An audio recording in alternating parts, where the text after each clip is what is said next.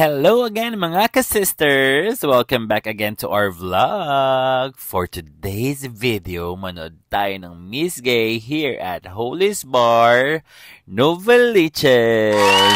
And kasama ko ang aking mga sisters. Ayan sila.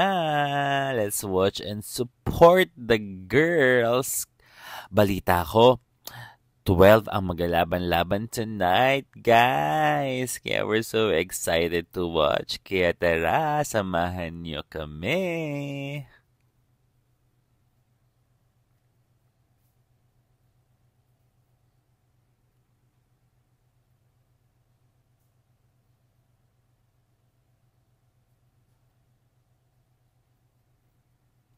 Guys, nga pala, voice over tayo ngayon para iwas copyright. Ang hirap na kasi ngayon sa YouTube. Onting ano mo lang, ma-copyright. Kaya hope you understand, guys. More on narrate lang po tayo. Ayan, malapit na mag-start. With some prayers muna bago mag-start, syempre, para bless ang ating show. Here are your hosts. Yes! And in the Miss Universe Philippines 2024 rocked the MOA Arena last Thursday, rather. Tonight, I'm pretty sure that all of our candidates will definitely give us a show. And I'm sure, partner, our 12 lovely delegates will be giving their all-out performance tonight as well. Yes, and without any welcome you to Miss Gay Holy's Bar 2024! And of course, my name is Princess Montenegro. And this is AC Wilkerson. And we are your hosts for tonight. For a fabulous night. Grabe, galing ako dun sa likod sa dressing room. Titignan ko yung preparations na ginagawa ng mga candidates natin. Sobrang bongga ang mapapanood nyo ngayong gabi. Next is, guys, papakilala na lahat ng Board of Judges. Grabe, ayan ang ating judge number 1. Grabe, napakapiling-pili ng ating mga judges. Ang lahat sila may mga sinabi sa live. As in, may engineer, may owner ng aesthetic. Lahat sila graduate ng college. Kaya, I guess, kahit mahihirapan sila mag-judge, kayang-kaya nila yan dahil sila ay piling-pili at talagang deserving umupo as judge. Credible. Ganon mga ka-sisters. Kaya good luck sa ating panel of judges. Napakarami nila. Kaya I guess masasalang maigi ang ating mga kandidata. Nga pala, congrats sa ating mga hosts. Ang galing nila mag-host. From LGBT community. Ayan na, ating mga judges. Pinapakilala na isa-isa. Good luck.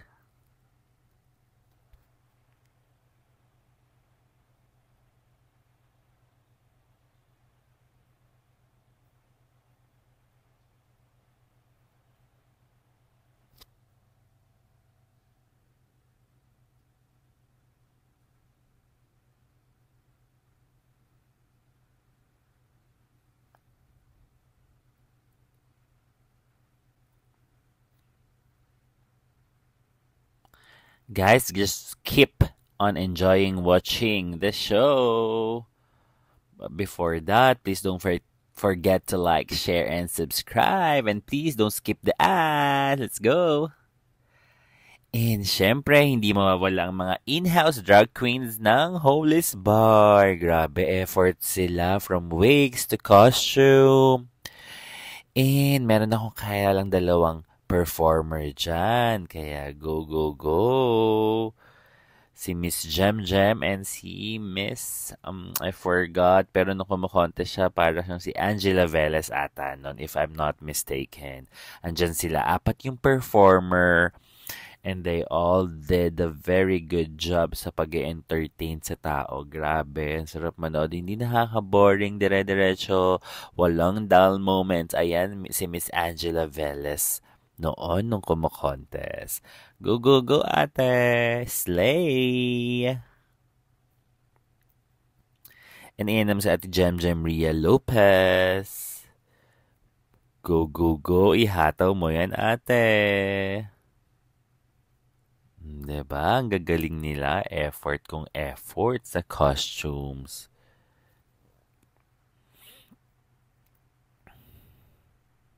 Sobrang A for effort. Kaya kudos, drag queens of Holly's Bar. Kaya pag may time kayo, try niyong madalaw ang Holly's Bar sa Novaliches. Malapit lang siya sa plaza ng Novaliches, sa likod lang. Kaya push nyo yan, guys.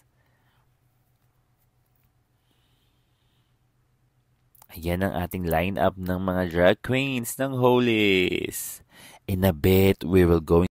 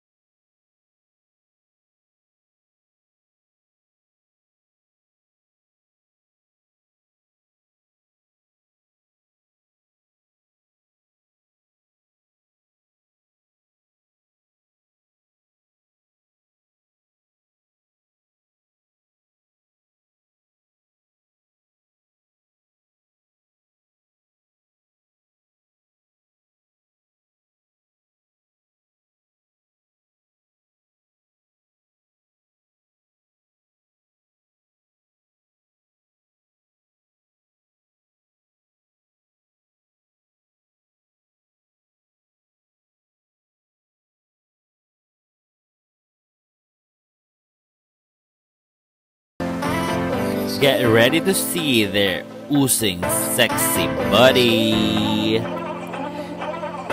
Let's proceed to the swimsuit competition.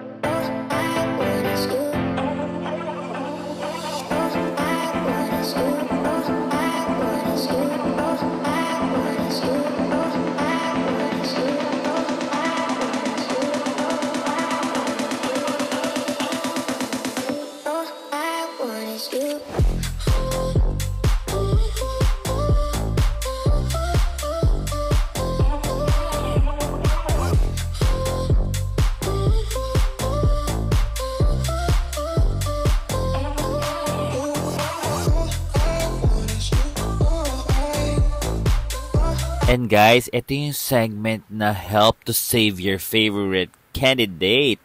Kaya meron sinalagyanan and you can give tips pataasan sila ng malilikom at kung sino yung pinakamataas, yun ang papasok sa top 7. Safe ka na. Ayan, some awarding of major and minor award and choices award.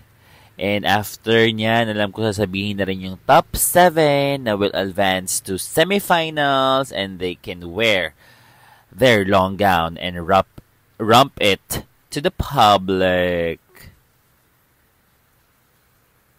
Ayan, go, go, go, Sis Belinda. Medyo humakot siya ng award. Kudos to all the candidates. And syempre, congratulations din sa mga hindi mapapala rin makapasok sa top 7. You all did great. Good job, guys. And here are your top 7. Go, go, girls. Good luck.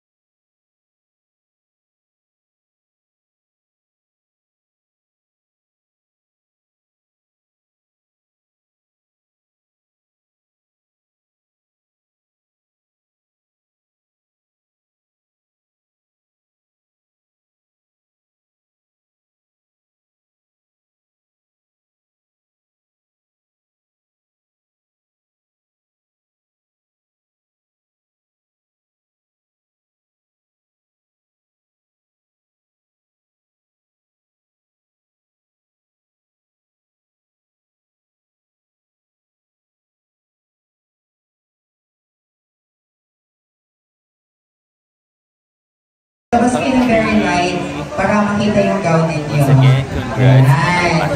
Yan, sabay-sabay tayo. Only be 3 candidates para maka-advance sa final round. Ayan sila. Congrats. Q&A is the next. Go, go, go. What is right, even if it was not a popular decision, or would you go along with the crowd to fit in?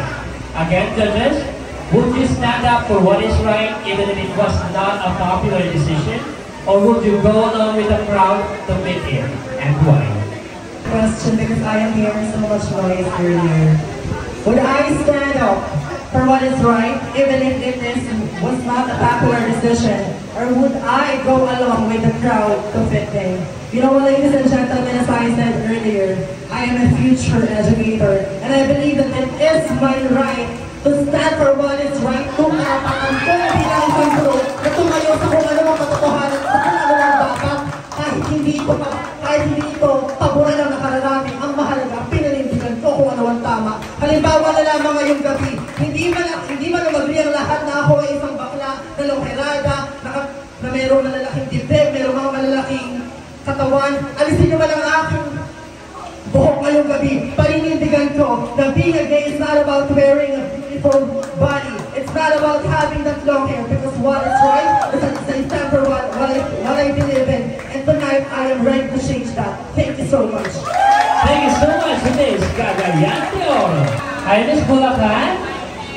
You look so dazzling and fabulous in your golden sequence gown with stones as well. So, how are you? I'm good. Are you ready? Yes, I am.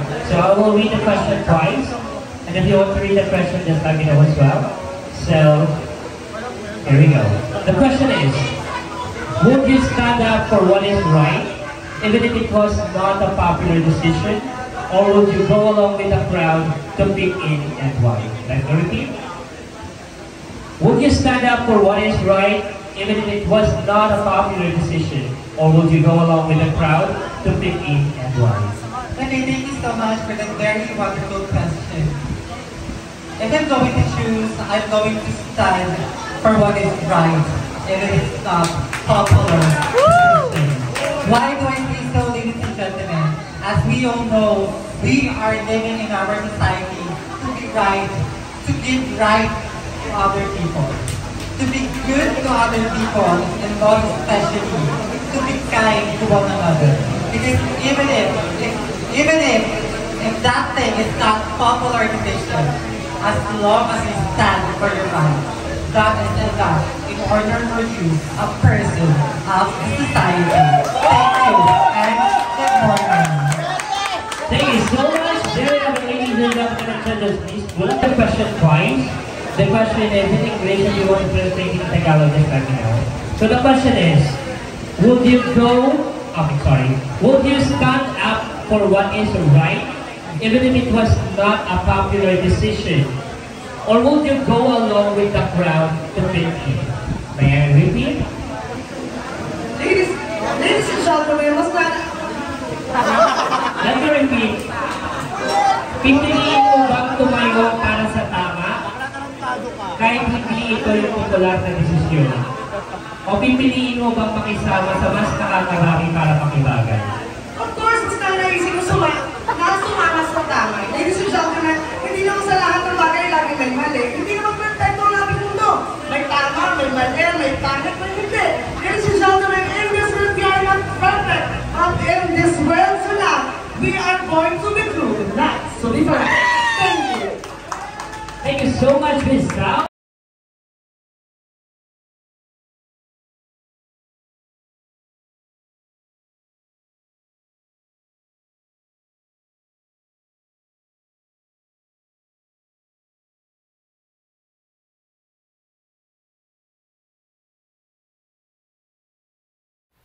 Ayan na, congrats to all the winners! Congratulations! Keep it up! Thanks for watching, guys! Please don't forget to like, share, and subscribe. And please, please, don't skip the ads. Subscribe po kayo! Bye-bye! Thanks for watching! Love you all! Good night!